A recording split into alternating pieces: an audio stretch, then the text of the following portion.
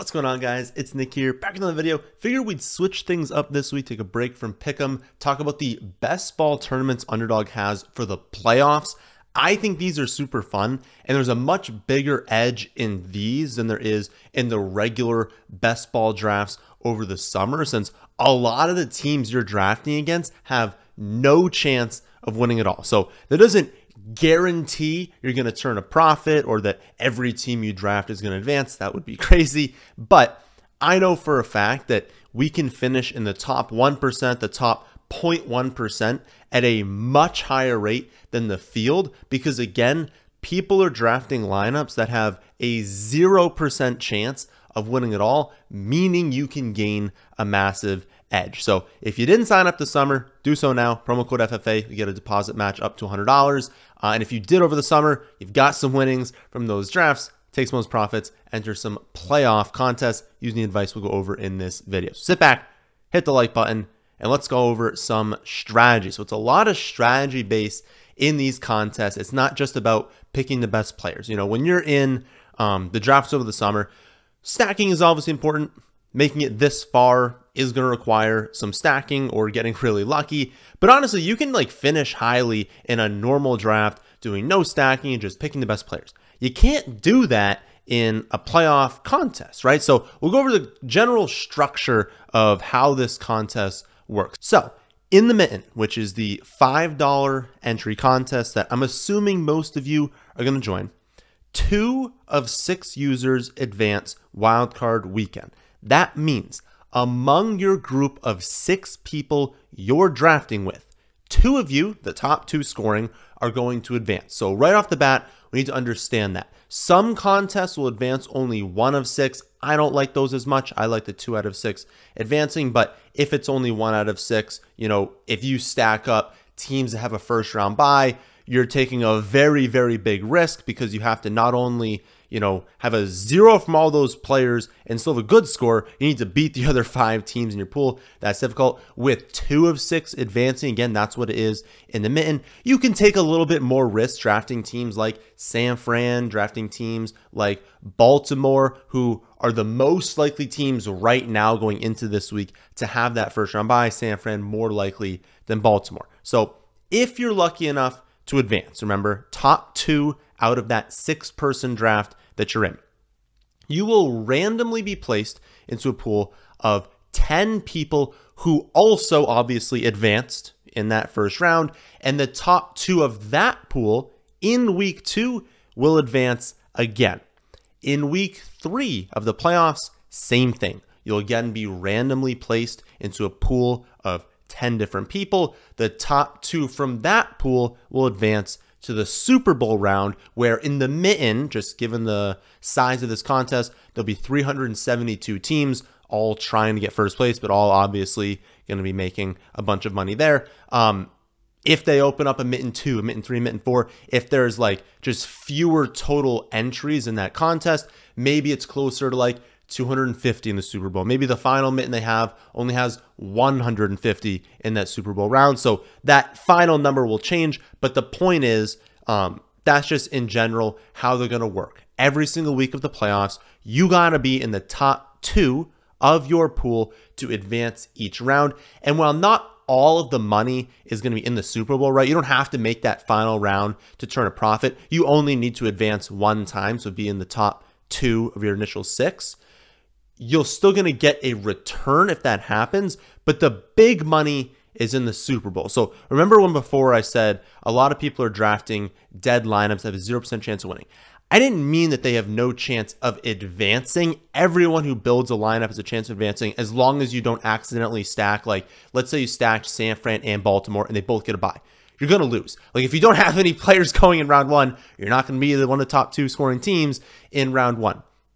What I mean by they have a 0% chance of winning is they have no chance of placing highly Super Bowl weekend. And what we need to remember when drafting is that that is the goal. The goal is not to load out our team with a bunch of studs wildcard weekend, to advance in that round, to drop 1 billion points, but then to have, you know, no shot of actually winning the tournament, or at least placing highly in the tournament Super Bowl weekend. Like, as it keeps progressing, If you go with that strategy of drafting a bunch of stud players, but not necessarily, correlated together on the same team or, not on teams that are likely to advance, you're just going to keep losing players every week. And then you're going to advance, that lineup is going to get farther. You're going to be like, oh, maybe it was a good strategy because I made it 2 rounds, but it's not a good strategy because you're not always going to advance even in that first round, even if you do that. And so over time, even if a small sample, maybe you advance a little bit higher rate. If you're not getting to that Super Bowl round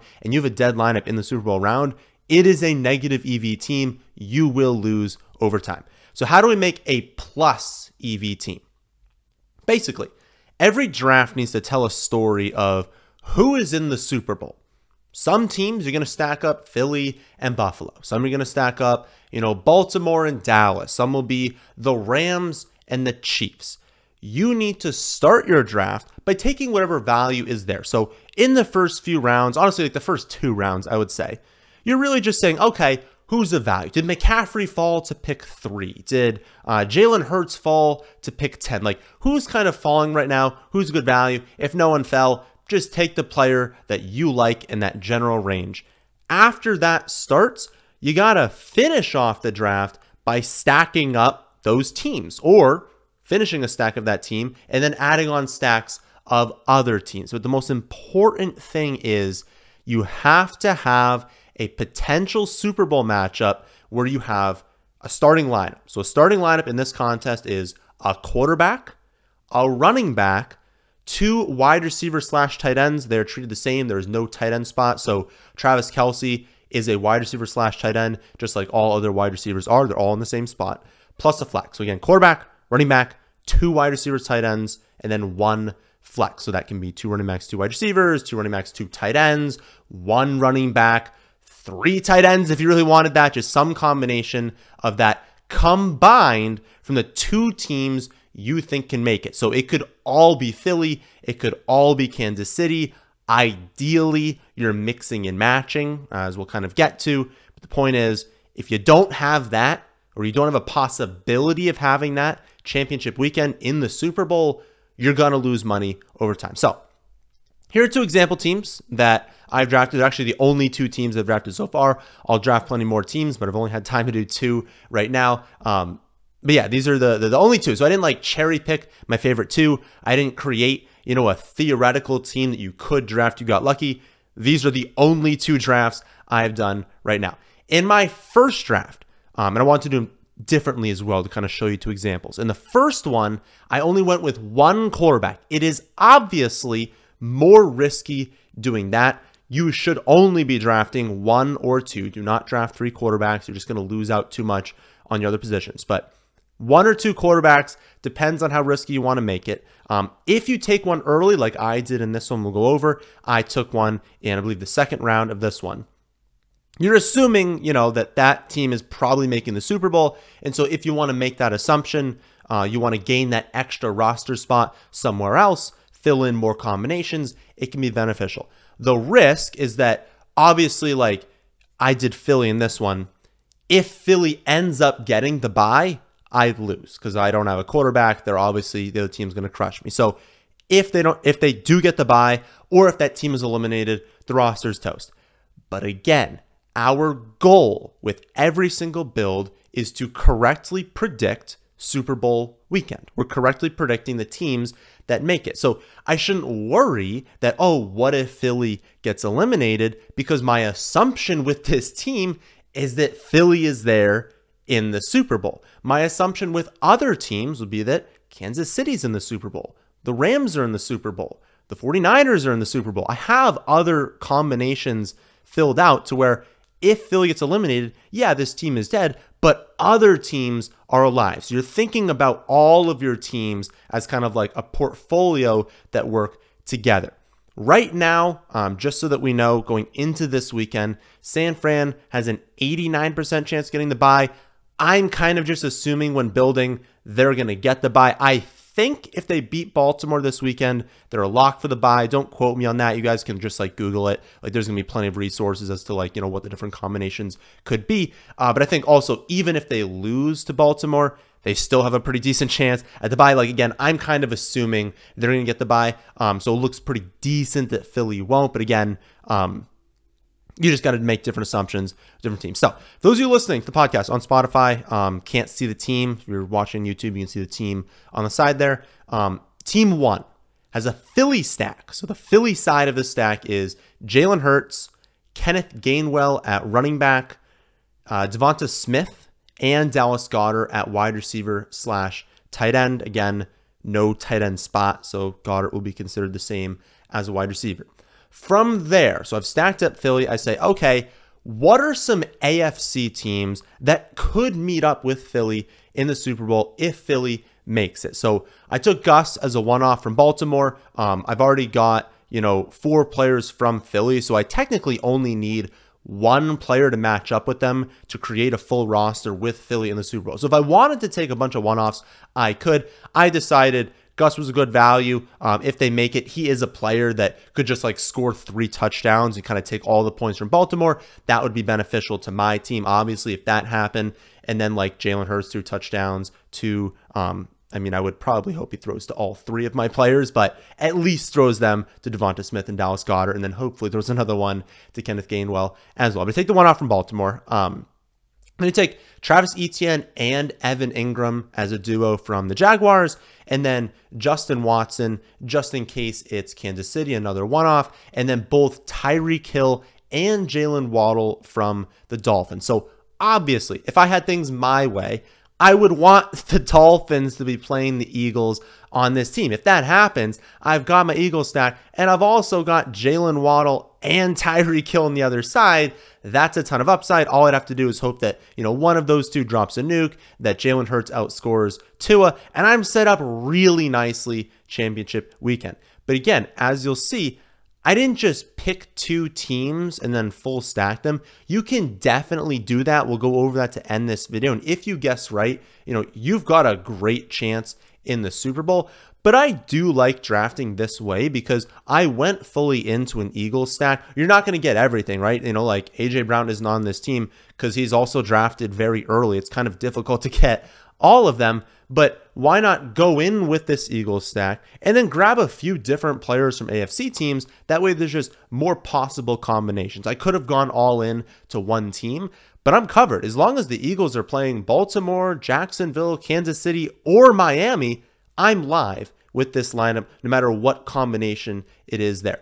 I believe I finished, I think it was 7th or 9th. It was one of those 2 a few years ago because I did fully stack up the Bengals and the Rams when no one thought that honestly either one of them was going to make the Super Bowl, never mind both of them. So believe me, I know the value of going all in on 2 teams, and especially 2 teams people don't think will make it, because when I was looking, before that, I think that was when in that contest entry I had 500 people in the Super Bowl. I was looking through, keep scrolling through, and I'm like, there are so many teams that can't even build a full lineup, and I've got a full stack of both teams. I'm obviously going to place very highly. So I understand the value there, but I also understand I got very lucky to have that team, and that, full stacking is more viable when you're doing so with 2 teams that are unlikely to make it because their ADPs are later. So it was easier for me to full stack the Rams and the Bengals because they weren't going as high in ADP, so it was just easier to do so. This year, San Fran, Baltimore, Philly, they have pretty good chances of making the Super Bowl, but you're not going to be able to full stack San Fran and Baltimore. And then even if you did, they might, both get the bye, which means you would just lose in round 1. So don't feel like you can't win if you don't just full stack 2 teams, because you only need to have quarterback, running back, and then 2 wide receiver, tight end, plus flex spots. So you don't need to have 10 players live in the final. You only need to have 5. Your odds are obviously lower, but you don't need to have it, right? You could have 7 players live in the final and still win. I would say it's probably good to pick, at least 3 to 4 from the team that you do think is going to make it, your quarterback plus maybe like, you know, a running back and then 2 wide receiver tight ends. Like having something like that is kind of nice, and then kind of having to fill in duos and trios on the other side. I think that does make a lot of sense. But again, you don't need to have full. You can do, and you could have a full too, because it works out for me very well, but both combinations basically are totally fine. So one more example, my other team, a different type of build. This one stacks up Dallas, KC, and then Philly again. The Dallas stack has Dak, Pollard, Lamb, and Brandon Cooks. The Chiefs side has Mahomes, McKinnon, Watson, and Tony. You can get any 3 or any 2, I guess, of Watson, Tony, and Marquez Valdes-Scantling. Doesn't sound great, but in the final 2 rounds. So in a 10-round draft, in rounds 9 and 10, you can grab those 2. What I would honestly do is like look at ADP and kind of scroll through the combinations that are possible. Just know off the top of your head, if you end up with Mahomes early and then you can't get Kelsey, you can't get Pacheco, maybe even you miss out on McKinnon, who I got, you will have an opportunity to grab 2 of those wide receivers late. It's not going to be great, right? You missed out on Rashid Rice too. Like the players who are most likely to do well in the Super Bowl, you won't have. So you're probably going to want to have a strong stack on the other side. So an NFC team, you're going to want to have good players on. For me here, it is, you know, I could have Dak, I could have Pollard, I could have Lamb, all hit and just outscores other players. But then also the other side, the Eagles side, and say that has Devonta Smith and Kenneth Gainwell as well. So you're still covered, but know like the combinations, know where players are. So know that if you end up with Mahomes early and you miss out on all those other players, you will still have an opportunity. Maybe Watson hits deep, maybe Tony doesn't drop a pass and he actually scores a touchdown or something like that. There are possibilities later on. So obviously in this lineup I went over, I want Dallas and Kansas City. But if it happened to be Kansas City and Philly, I'm still covered there. And while I would be an underdog in the finals, again, I promise you there will be a lot of teams that make it to Super Bowl weekend that do not have enough players remaining to fully fill out a starting lineup. So even if you think you're an underdog, if you have a possible starting lineup, so you will get points at all positions, you will finish highly that week. So even not having a full stack or not having the best stack for that team, you are completely fine as long as you can field a roster. One final bit of advice before we all start drafting some teams is that long shots are still very valuable. Not only can you do what I did and say, hey, you know, maybe San Fran gets upset, Baltimore gets upset, the Eagles get upset. What are 2 teams that can make it to the finals?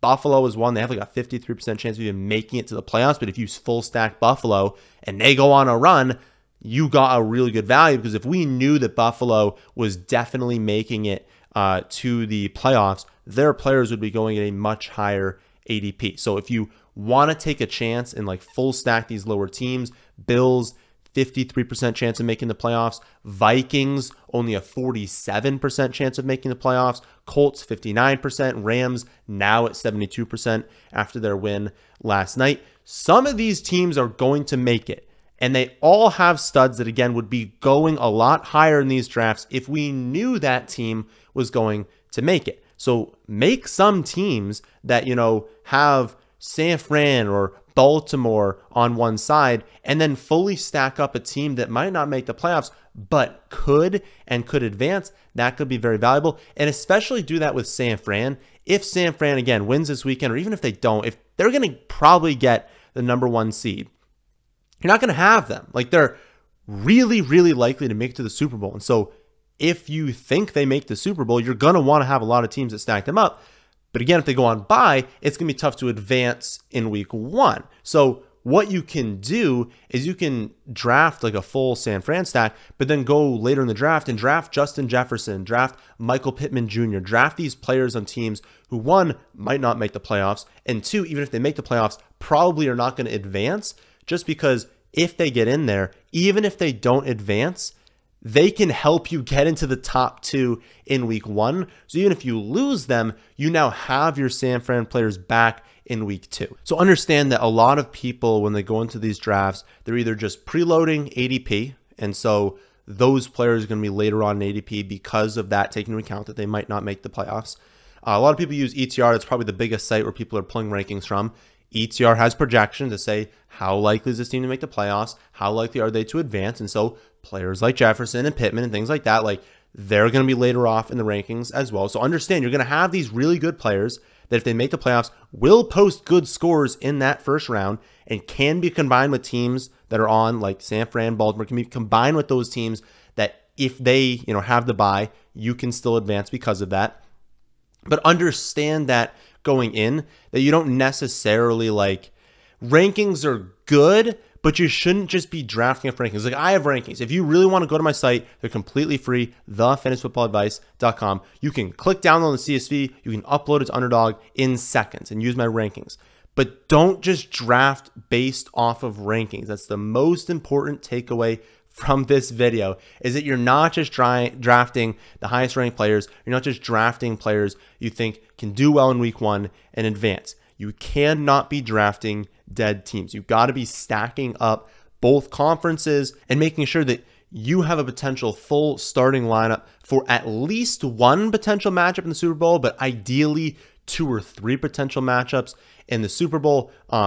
And if you just draft based off of the rankings, again, you can preload them and work off of those, but you have to understand that you're going to have to make reaches. If you're going in with a Philly stack and there's a Philly player ranked like 5 or 6 spots back, it might just be ideal to just grab them to be on your stack instead of drafting some random player that won't really help you as you advance. So on the rankings, I also have just like every player's, the team, I guess, for that player, their chance of making the playoffs, their chance of making the Super Bowl, and their chance of having a first round bye. So you can kind of have that up as well and kind of reference it and be like, okay, this team's got like an 80% chance of making the playoffs, but like a 2% chance of winning the Super Bowl. Like kind of use that to factor in and think, okay, how likely are these teams to advance and make the Super Bowl, just to kind of help yourself figure out which stacks you kind of want to go with. But again, you got to be going with these stacks. You can't just draft solely based off of rankings. So good luck in all your drafts, and good luck to everyone in season-long leagues this weekend as well. I know it's a massively important week for everyone. So remember, my rankings, everything on the site is 100% free now through the Super Bowl. And if you have any questions that are not answered through the website, you can also join the Discord. That is also free. You can ask me whatever question you want. I will try to answer all those questions this weekend. There's a link to both those in the description box down below. Also remember, no videos next week. So I know it's championship weekend next week. Again, the site is free. Projections are free. All the advanced matchup data is all free. And if you still can't figure out your start to sit decision, go into the Discord, tag me. I'll try to answer all your questions in there. That, my friends, is in this one. Hope you all did enjoy. If you did, how about hitting the like button? How about subscribing to the channel if you're new here? Thanks for watching.